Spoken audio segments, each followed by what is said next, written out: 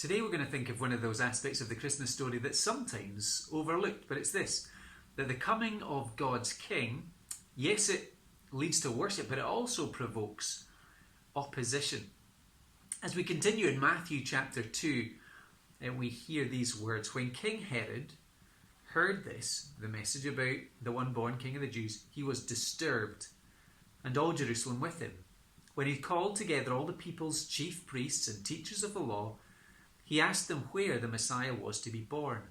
In Bethlehem in Judea, they replied, for this is what the prophet has written. But you, Bethlehem, in the land of Judah, are by no means least among the rulers of Judah, for out of you will come a ruler who will shepherd my people Israel.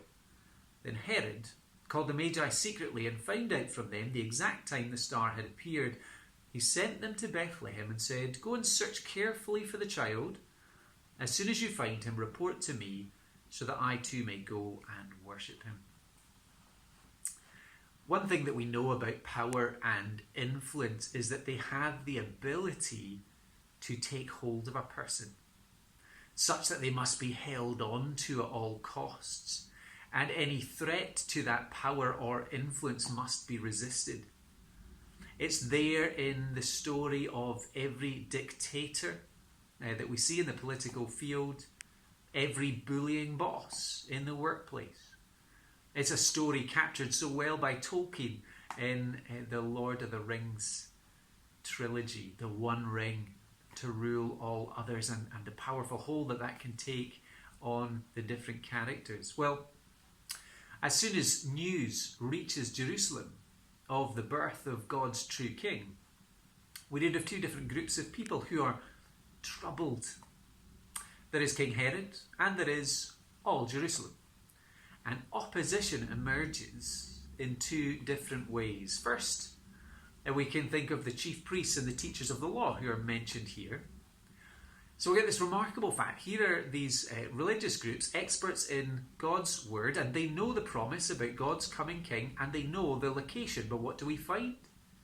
We find them simply sending the Magi off on their way, while the chief priests and teachers of the law get on with their own business.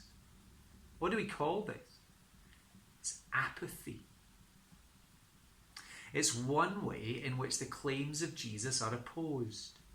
He comes as good news, but he is overlooked. While the Magi come and worship with joy, for these religious leaders, Jesus will be and remain a nobody to them. So there is the opposition in the form of apathy. But second, we need to look at King Herod and to see his reaction. What happens with him? He feels a threat to his throne and to his power. And so he attempts to trick the Magi to try and reveal the exact location where Jesus is. He claims he wants to worship, but we discover he wants to murder. Herod will have no rivals.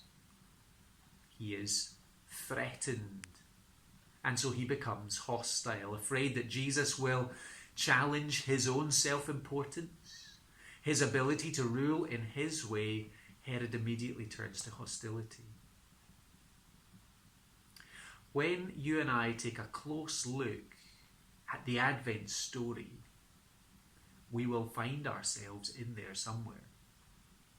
Either we will be apathetic about Jesus, we will be openly hostile to Jesus and his claims, or we will be worshipping him. Maybe this season, perhaps for the first time, it's time to ask the question, which of these describes you and which do you want to define you?